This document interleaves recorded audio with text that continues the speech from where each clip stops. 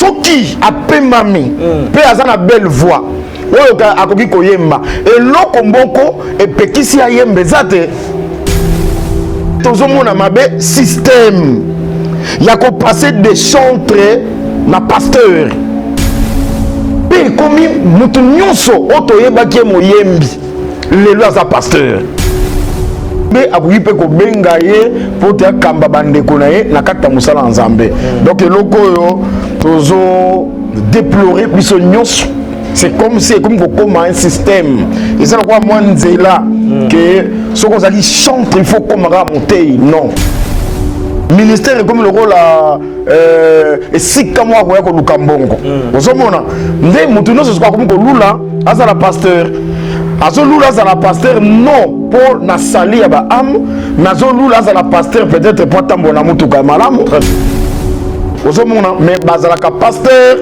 pour na sali yaba am na makila na ye moko donc bato faut pas yeba que église et sombama na makila kolo Yesu Kristo.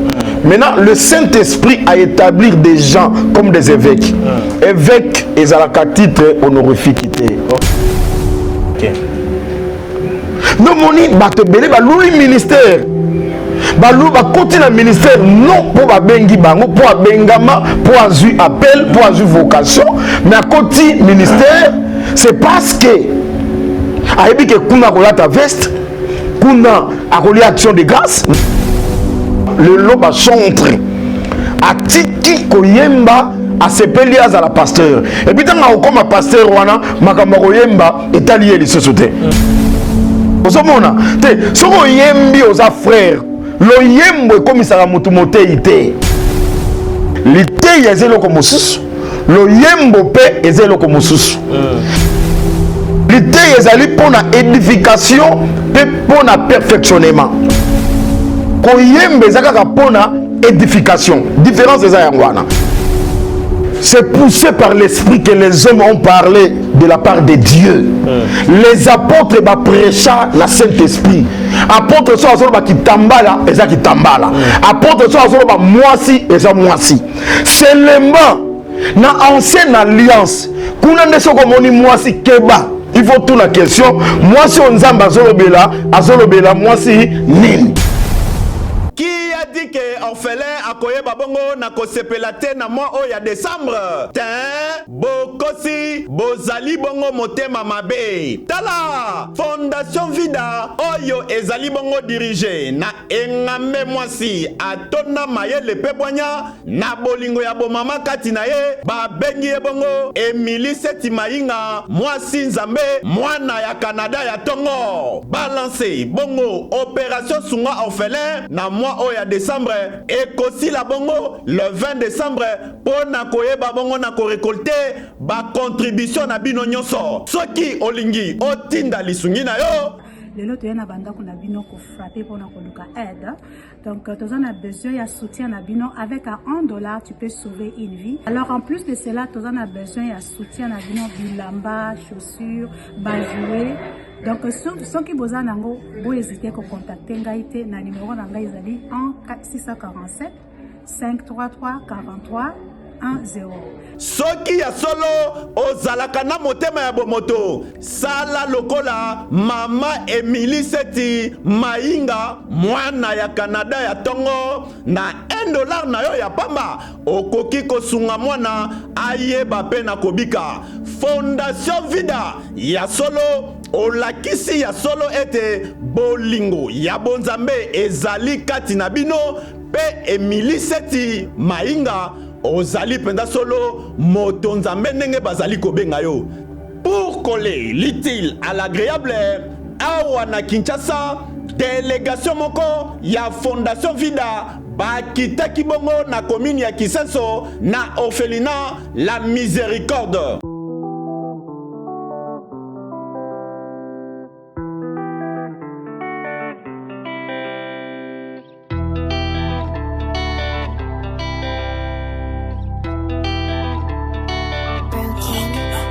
Beaucoup de sales histoires, dernier mogon, la dalle dessous.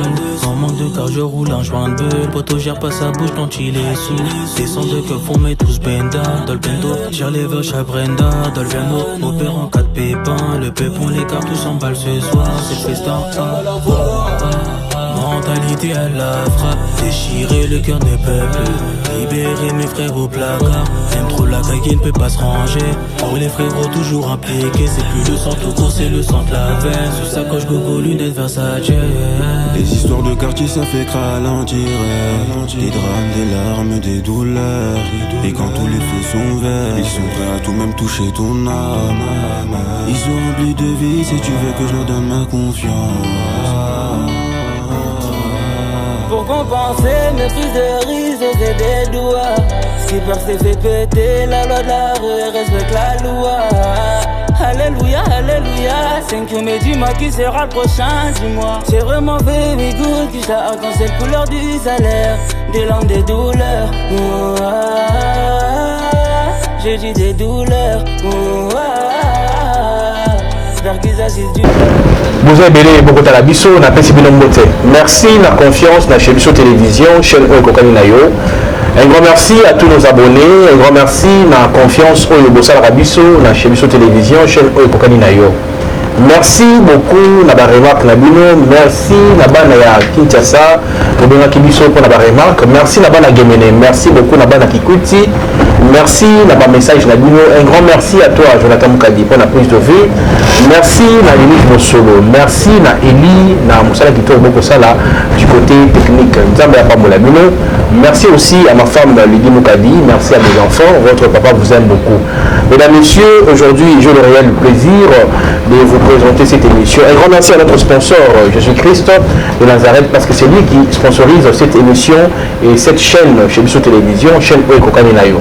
Merci na ONG Vida Fondation Oyo Ekosunga Orphelin Alia Amela Alata. Merci beaucoup na mokolo nango maman Émilie Seti Maïnga na initiative qui toko aujourd'hui pour na kolesa ba orphelin. Nzambe ya pambola yo azongisa ebele na libota na ngolipa. Bande ko balandi lelo yo tokolobela maye matali phénomène chantre subitement après pasteur. Est-ce que Mouyembi après kotika la Mouyembi te et c'est le kaka akoma pasteur?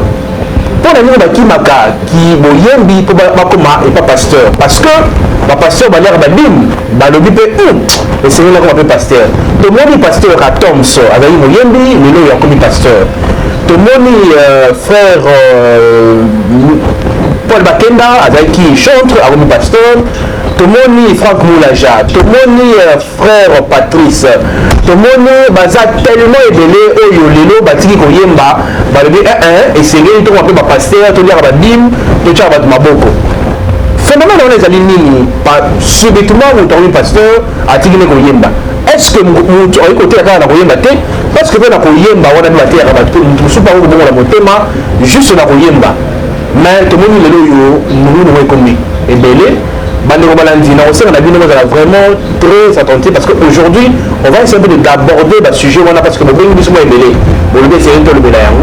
Raison pour laquelle un homme de Dieu, on a répété sa carrière respect par rapport à savoir on a nous avons appelé ça ma coquille, il y a développé pour Yeba, pour y pour développer sur ce sujet Nabiso. Est-ce que qu'est-ce qui fait que chante a comme un pasteur?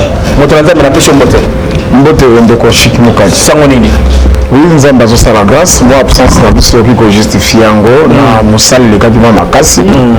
Ma campagne, ba séminaire, mais peut-être bato amona ki moi kozanga na biso na chez Bisso TV. Voilà, siko ndenge pe langesili to comme siko libre, je crois que ba ndozanga te comme na biso na chez Bisso TV. Merci beaucoup. Bandeko balandi motolanza migration na losambo to ta mozina émission lelo. Osambeli Seigneur Jésus, te pèse merci. Merci parce que tu es sur grâce. Et à sur le abonné sur chez Bisso TV. Tika l'été à Oroyo. Écoute à la météo mon abango. Pesa peu compréhension. Pesa entendement à malam. Nous sur le monde à tenir pour te repousser en haut. Grâce à la découverte à moko na moko. Na comme de Jésus Christ Massia. Amen. Amen. L'homme de Dieu, comment expliquer? Est-ce que un homme de Dieu avec vos chantre en même temps, à chantre en même temps à pasteur, est-ce que c'est possible? Tu peux pas inconvénient à l'ennemi? Oui, c'est possible. C'est possible. Un chantre à Komamoté, c'est possible pour Kobo et Angote. mais seulement ceux qui nous amènent à Benguier à la montée. Ok. Je crois que dans l'esprit à terme nayo, nandengi bandeko ya bengaki yo, les alliés que c'est comme un système. Ok. Que ceux qui ont chantre, donc ils ont passé des chantres pasteurs, des chantres pasteurs, des chantres pasteurs. Moi phénomène rwandais, ils ont ça la malamouté. Mais en réalité, chantre a oui comme pasteur. Pourquoi toujours le babongo? C'est parce que l'écriture est claire. L'Éternel, votre Dieu, suscitera au milieu de toi un prophète. C'est-à-dire un prophète abimarakaka au milieu de ses frères. Un chantre, c'est un frère. À sa frère ou à sa spécialité, le quoi va frère Nyonso. C'est par là qu'on va répondre que chantre à koki kokoma motei ndenge pe ba frère Nyonso. Celui nzambe penza nde mutabengiye akoki kokoma motei. Ezali te que okomi motei pose à chantre. Na limoi côté wana ba place na moi bokebi. Parce que les autres maloko là sont qui déjà ça chantre. Et c'est moi déjà que lobby nango fozaka motei. En tout cas ceux qui sont la modèle ya ndengwana eza mala motei. Tozondima que chantre comme frère. Ndenge pe frère ne soit qu'on va na ban akombolaka nzamba ko biko benga ye atombola ye na kati ya bandeko na ipo kamba bango na nzela ya liloba ya nzambe.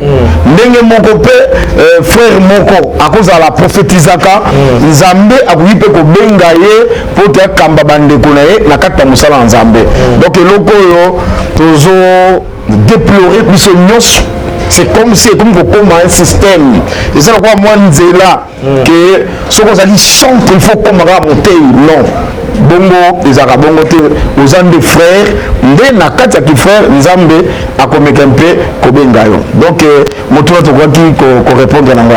Mais toi, tu peux ça, on a biso à Tom, c'est raison, tu peux ça, Franck Moulage a raison, tu peux ça, frère Patrice a raison, tu peux ça, Bandeko Bele Bele Oyo, Bazali Koyemba, Lelo Yo Batiki Koyemba, Baké na Kikado. Qu'est-ce qui fait que Balongwa, parce que Batika Kayango, Bakéyi plus dans ma montée ma côté ya. C'est parce que quand on a passé dans le monde, mingi badli mes alliés, offrant des alliés, tes alliés. Bon, au moins, partout on a pour répondre que tant que biso batei, nous devons faire impression que nous salaire à côté des anambongo. Ok. Ah, yango mutu nyonso, et ça quand va chanter. Même les frères ba bengamité le monde comme beso atema mangengenge akomi motei moto so azui moi 3 versets akomi motei. Pourquoi? Parce que biso moko batei to pesi impression c'est comme si musala wana eza musala ko ya konginda ministère comme le rôle esika mwa ko ya ko lukambongo ozomona nde moto no se ko ko lula azala pasteur azolula azala pasteur non pour na sali ya ba âme nazolula azala pasteur peut-être pour tambola mutuka malamu azala pasteur pour voyager aka azala pasteur pour na raison x to y ozomona mais bazala ka pasteur pour na sali ya ba âme lebi ko lingaka be chrétien voilà s'il vous plaît sur les alliés na bandi nano na acte des apôtres voilà acte des apôtres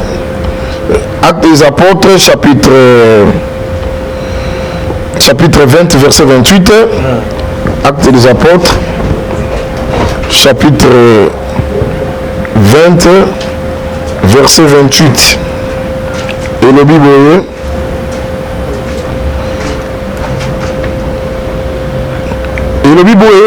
prenez donc garde à vous-même et à tous les troupeaux sur lesquels le Saint-Esprit vous a établi évêque pour paître l'église du Seigneur qu'il s'est acquise par son propre sang. Donc, le Saint-Esprit a établi bataille comme évêque. Moussala na bango ezali pour peut-être l'église du Seigneur oyo asombaki na makila na yemoko. Donc bato faut pas yebaka église et sombama na makila kolo Yesu Christo. Maintenant le Saint-Esprit a établi des gens comme des évêques. Évêque ezalaka titre honorifique. Mais les autres sont évêque général. D'abord évêque général na Bible azarate. Évêque général bato mingi ba titre. Alors, habitaka évêque. Évêque ni ngolo banini. Évêque est un sentinelle, surveillant. OK. Évêque yangwana. Okita obi, prenez donc garde. Donc bazo kebisa. Bazo kebisa batei.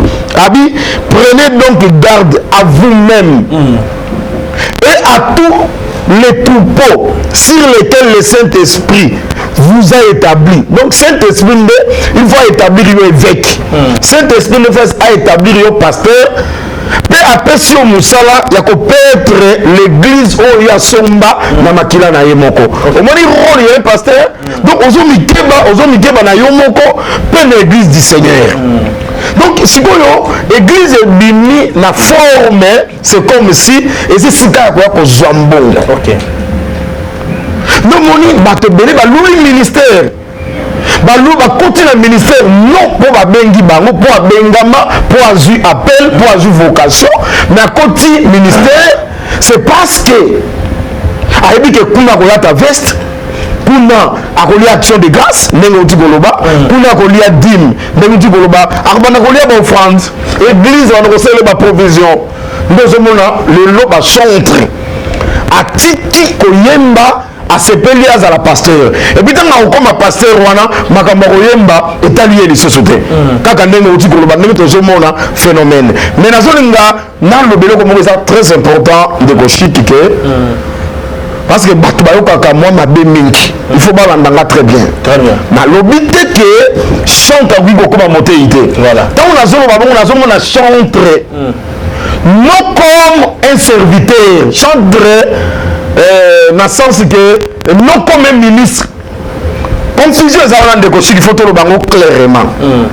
mutu déjà soka bandi koyemba ete ayebani abandi komi considérer que c'est comme ça ça motei ozomona te soko yembi oza frère loyembo ekomisaka mutu motei te ozomona eloko wana moyembi ekomisaka mutu motei te ndenge babeni mosusu nazoteya na nzela ya loyembo te liteya eza eloko mosusu loyembo mpe eza eloko mosusu liteya ezali mpona édification mpe mpona perfectionnement mais tandis que koyemba eza kaka mpona édification différence eza yango wana c'est que koyemba kosakola yango ezalaka pour l'édification mais liteya ezali mpona édification mpe perfectionnement ya bassin très bien ndenge ozomona moto soki ayembi ayebani botosi ekimi ye epa pasteur na ye un frère rebelle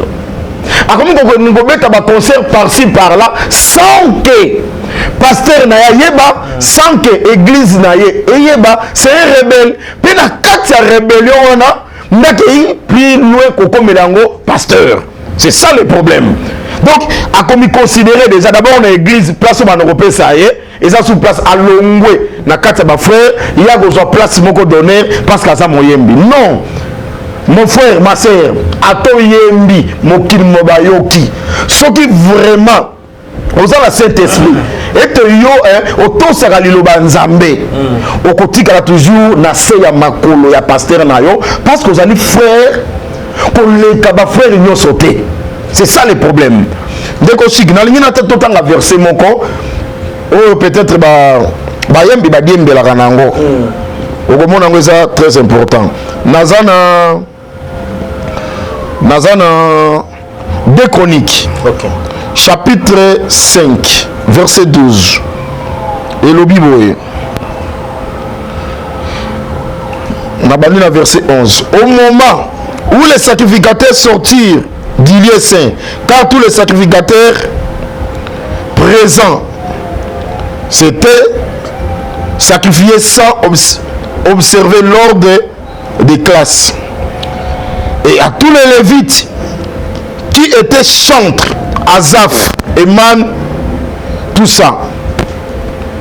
c'est que parmi les lévites dans c'est un enseignement voilà ndanga bokebi c'est-à-dire Lévi azali troisième fils ya Jacob na Léa tango Léa boti alobi ke na boti bana misato cette fois-ci mon mari s'attachera de moi ndako benga mwana kombo Lévi c'est que Lévi elingi koloba attachement c'est que Lévi azali médiateur omoni tango mwana botami nde mwasi alobi mbalo mobali nanga kokangama nanga c'est que elingi koloba ke avant mwana abotama mobali na mwasi bazalaki séparé moto azali koya kokangisa bango c'est le fils oyo abotami parce que kobotama ezalaka mpe veni ozomona siko apôtre Paul ntango azozwa likambo wana azoloba ke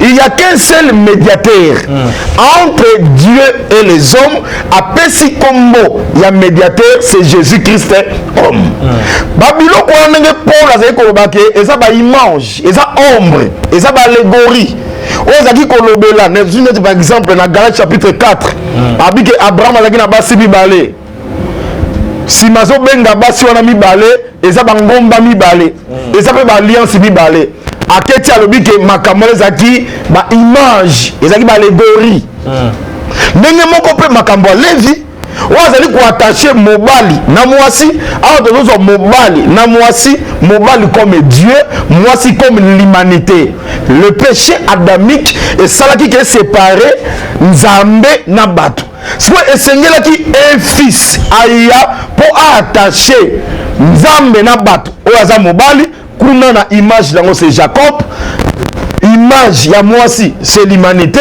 lelo Christ nde moto attaché biso na nzambe ya omona apôtre Paul abi il y a qu'un seul médiateur entre Dieu et les hommes c'est Jésus-Christ homme lelo ceux qui toza sous na communion na nzambe toza sous na alliance na nzambe c'est parce que Jésus-Christ asiaya a se livré na croix pour te attacher biso na nzambe siko Lévi wana akobota bana misato Lévi akobota ya liboso Gershon ya mibale Keyat ya misato Merari siko Keyat wana akobota Amram nde akoya kobota Moïse na Aaron akoya kobota bana 4 Nadab Abihu Eleazar pena Itamar donc bana 4 yango wana siko nzambe na kati ya sacerdoce nde eloko nini nzambe akosala d'abord akosenga na Israël basalela ye une offrande offrande wana ekozala sanctuaire nzambe akovanda na kati ya sanctuaire wana au milieu de son peuple c'est-à-dire le peuple d'Israël e ndako wana bazobenga yango tabernacle esika nzambe akoya kovanda donc nake rapide mpona kotalisa eloko moko wana sikoyo nzambe ndako wana akozwa bato akotisa bango mpo basala na kati ya ndako wana akozwa kaka Lévi seke mosala nyonso ekobanda kosalama na kati ya ndako wana ezali culte oyo ezali kokominie nzambe na peuple mosala nani akosala yango se Lévi sikoyo na kati ya Lévi eza na balévite mpe ezali na basacrificateur les sacrificateurs bazobima na lignée ya Aaron balévite eza bagershon eza gershon Keyat Merari c'est kazo récupérer bana mosusu na kati ya bafamille wana nde bazosala balévite siko na kati ya balévite toza na baklasse ya balévite oyo bazalaki bachantre ndomona esika sikoyo baverse oyo barécupéraka epa bachantre na biso lelo ke naza lévite omoni chantre akomi orgueilleux akomi kosegale na pasteur na ye non ndeko chic chantre aza frère à part entière aza frère ndenge moko na frère oyo akombolaka église ndenge moko na frère oyo abangusaka ban ndenge moko na frère azoprophétiser ndenge moko na frère oyo azoloba langue donc azo devoir obéissance na pasteur na ye c'est que aza na se ya bokambami ye mpe azokambama lokola bafrère nyonso mais lelo tosentir comportement chantre kaka soki ayembi album moko ayebani akobeta ba concert sans que son pasteur même aïba, voire même akobouder pasteur naïe, même son église akobouder yango. Et chose grave, au moment que chante même ba culte dans le côté sous-ouvert. Mais moi je hier rapidement, on a rappelé ba oyo ba pasteur ba chante, comme il dodo kamba. Ada pasteur a commis chantre. Tout le monde pasteur Marcelo, a dit pasteur a commis Yemba. Si quoi le phénomène entre le banini, bango si quoi le wa côté nini. Parce que bah déjà ba pasteur, ba mi côté ici na ba rang il y a ba Yembi. C'est un pasteur reconnu, parce que Marcelo dans la Mongo, dans l'église et belé le dos kama o le azo kama ERC o yaba lisanga yaba pasteur chrétien si je me trompe pas. Et bon, comment expliquer tout ça? On répondre à un verset. Ok. Parce que tu as souka, tu as. Alors Moïse et les enfants d'Israël chantaient ces cantiques à l'Éternel. Moïse et tous les enfants d'Israël bayembi cantique pour l'Éternel. C'est que tokolo ba que Moïse mokambi et longona libota bayembi. Et nous ko ba que likambo ko yemba. Eza pona motonoso alouer l'Éternel. Au moment les lezo boma, mutazo yemba na likanesi na bimisa album. Na nginda. Bayembaka na motif wana te. So ozemba na motif wana, ozemba na motif empire. Bayembaka ba merveille ya Nzambe. Bayembaka pona ko kumisa Nzambe. Pona ko répondre que soki omoni ba pasteur azemba. Mais pasteur a frère. Soka yembeli Nzambe na louer Nzambe na nzembo. Asali mabete te asali album. Dodo kama asali album, ba solo pas album. Bon, soki apembami pe azana belle voix. Oyo akoki koyemba eloko mboko epekisi ya yembe zate ozomona eloko nde tozomona mabe système ya kopasser des chantres na pasteur pe komi mutu nyonso otoyebaki moyembi lelo aza pasteur non bazo omoni faut kokeba na likambo etali ministère de la parole. Il faut que na yango. Yango na kendaki pardon sur encore si ça pensait to ceux qui sont en nzela que na classe ya ba lévite il y avait des lévites chantres. Les lots ba chantre na biso ba kangami wana. Donc aussi grand ngolanda très bien. Les lots chantre nyo za deli ko se considérer qui azali égal na pasteur. Et puis bazo lobake bazo te d'ailleurs ba mibenga ba évangéliste. Tous évangéliser Nanzela Yanzimbo. Ce qui va avoir un problème très sérieux dans le verset Oyo. Dans 1 Pierre, il va avoir un problème très sérieux dans le verset Oyo. 1 Pierre chapitre 3. 1 Pierre chapitre 3. 1 Pierre chapitre 3. Femmes, soyez de même soumises à vos maris, afin que si quelqu'un n'obéisse point à la parole, ils soient gagnés sans parole par la conduite de leurs femmes. Femme parole la femme moi si toi. Moi si penza quoi? Femme ya moi si toi ya femme ya moto a ibi le baté ba ben na biso qui comprendre la place sur moto na Nzambe. Ba sœur, ba lui femme.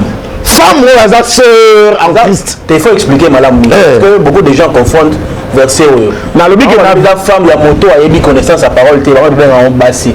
Na ebisi yo boye soki mutu interpréter bongo interpréter mabe nga na ebisaka yo nazaka nanga clair soki mutu amoni makambo nazoloba aza na vie contraire yo zala na kati ya vandi wana dommage bayaka te ye komonaka akesala émission mosuki ocontribue yo te baémission mosu ebongaka ntango oyoki osengi neti nga aza prêt mwasi oyo ezali sœur ya mwasi sœur en Christ azala mobali na ye recommandation apostolique ezali ke azala soumise na mobali na ye bato oyo bazalaki gagner na parole te osomona c'est-à-dire ndenge totoyaka bato nyonso babongolaka mitema te me babi na nzela ya conduite ya mwasi motu mosu akoki kozala gagner sike ningi oloba ke litei ezalaka mpe na bizaleli ndenge mwasi moko aza soumise avec son mari motu mosu atali boye ateyami nango ozomona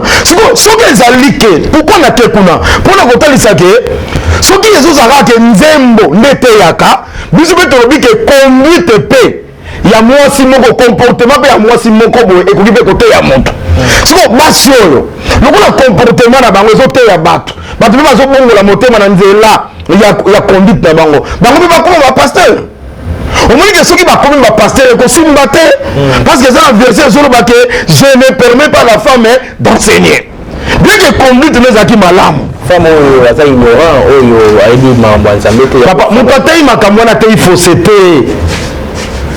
C'est poussé par l'esprit que les hommes ont parlé de la part de Dieu. Les apôtres prêcha la Saint-Esprit. Apôtres sont à qui tambala, et ça qui tambala. Apôtres sont à moisi, et ça moisi. Seulement, dans l'ancienne alliance, pour nous ne sommes pas moisi keba. Il faut tout la question. Moi, si on zamba azolobela, moi si nini. Mais la même traité, la scène doctrine, la scène doctrine, c'est la réalité. On a déjà Saint-Esprit ailleurs, sous l'onction il y a Saint-Esprit, c'est différent. Par exemple, Déborah batal sarabiso peke baso no bazote yake basa ba Déborah, c'est faux. Si on a Déborah faut la tsebiso Barak na yo parce que Déborah bundate mutabunda Barak. Il faut la tsebiso Barak na yo. Et puis Déborah kolobake Barak soko bundi kembo ngambu na kozwa. Donc, mobali ya bundi, mais moi ça zozwa tembo. Et nous koloba nini. On a une démonstration. Parce que la femme a un sexe faible. Jésus-Christ passe à koloba que à la Pierre, Jean, na Jacques. Abi beaucoup qui veille dans la inerté. La chair est faible, mais l'esprit est disposé. Moi si le roi est faible, chair est faible, et nous koloba que moi si c'est la chair. C'est que Déborah wana aza nzoto mobali wana baraka comme esprit oyo esengeleza na nzoto po ebunda yango moni Yesu Kristo nzambe azaki esprit po abunda bitumba ekulusu alongisa biso na péché esengaki apporter corps ya Jésus ozomona corps ya Jésus po abunda en réalité c'est l'esprit, c'est Dieu nda alongisi biso na mosala ekulusu alongisi biso na péché. Mais le biso l'honneur topesa kango pa nzambe Dieu le Père mais topesa kango et pas ya Jésus Christ. Dans la deuxième partie de l'émission, ils ont les limites de Babaya Mandako. Tu as la souka awa pour tout ça la deuxième partie de l'émission. Mot de la fin pour l'émission. La bande qui m'a envoyé le sous pour tout cela. Mais c'est moi qui toque. Parce que tu es en côté. Dans le groupe de côté à la matière. Vraiment, cher abonné pour la Kibino, voilà de Kochik. Émission qui toque. Nam to côté tout à na katia matière. Vraiment, na respect à temps. Télévision Zangonga de Kochik a la raison. Les abonnés Zangonga. Pour voir que c'est la deuxième numéro semaine prochaine déjà pour ça. Vraiment Nzambe pambola bino beaucoup bako s'abonner na pasteur Emmanuel Tumba TV katango la pasteur Emmanuel Tumba TV au s'abonner pour soutenir la vérité. Donc dernier mot na koloba yango téléphone numéro na biso ezali plus 243 89 14 750 18 plus 243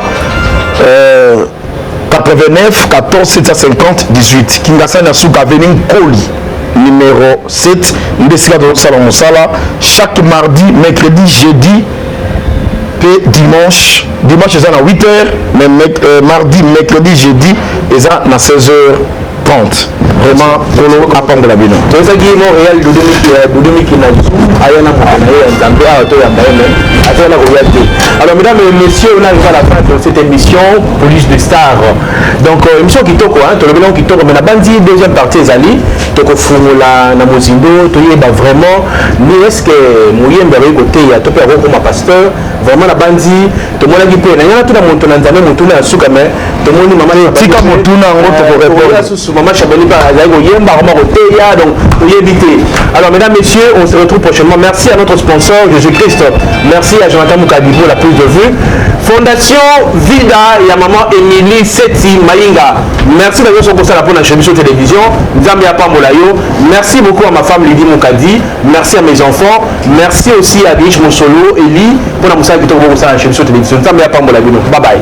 Qui a dit que orphelin akoyeba bongo na kosepela te na mois oyo ya décembre te bokosi bozali bongo motema mabe. Tala Fondation Vida oyo ezali bongo dirige na engambe mwasi atona mayele pe bwanya na bolingo ya bomama kati na ye babengi ye bongo Emily Seti Mainga mwasi nzambe mwana ya Canada ya tongo. Balance bongo opération sunga orphelin na mois oyo ya décembre ekosi la bongo le 20 décembre pona koyeba bongo na ko récolter ba contribution na bino nyonso soki olingi otinda lisungi na yo.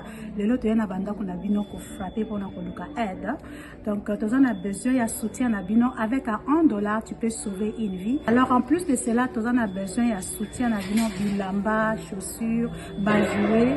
Donc ceux qui besoin nango bo hésiter ko contacter ngaite na numéro na ngai ezali 647 533 43 10. Soki ya solo ozalaka na motema ya bomoto sala lokola mama Emily Seti Mainga mwana ya Canada ya tongo na $1 na yo ya pamba okoki kosunga mwana ayeba pe na kobika. Fondation Vida ya solo olakisi ya solo ete bolingo ya bonzambe ezali kati na bino pe Emily Seti Mainga ozali penda solo moto nzambe ndenge bazali kobenga yo. Pour coller l'utile à l'agréable awa na Kinshasa délégation moko ya Fondation Vida bakitaki bongo na commune ya Kisenso na orphelinat La Miséricorde. J'agis du mal, maman rose en douleur. Moi j'ai pas peur dealer, ça l'histoire des mères en pleurs. Histoire de mère en pleurs, on avance dans le jet, c'est pas pour faire plaire. Jamais à l'heure que des sales histoires. À nous la victoire, le temps lui passe, pas de cadeau, bis répéché, tabac dans la tête, dans le Voudigo y'a pas d'âme. Des corps au sol, marée de sang, sans descente de port. En cas de descente, il faut rester fort. On retrouve dans le bec. Christian Diarrière et des morts. J'appuie sur la gâchette, Nivagatu, on dit que ça comme Kata. J'ai mort si blessé, j'ai moi la mort. Des taches de sang à foison sur mon blazer. Je me vois marcaner comme dans la série, mais toujours en vie. Y'a mère, y'a mère, y'a mère. Je porte le nom de ma rue. Ainsi je me fais killer, je veux des affiches de moi. Histoire d'oseille au quartier violent comme les Koulouna. Je suis paro dans mon bed la night. Que puis-je faire pour eux? Je s'aligne mes ennemis. Préparer les armes en position de tir. Pour compenser mes prises de risque, je fais des doigts. Ce qui peur c'est fait péter la loi de la rue, respecte la loi. Alléluia, alléluia. C'est que tu me dis-moi qui sera le prochain, dis-moi. C'est vraiment baby good qui t'a quand c'est couleur du salaire. Des langues, des douleurs. J'ai dit des douleurs. J'espère qu'ils agissent du mal. Maman rose en douleur. Moi j'ai pas peur dealer, ça l'histoire.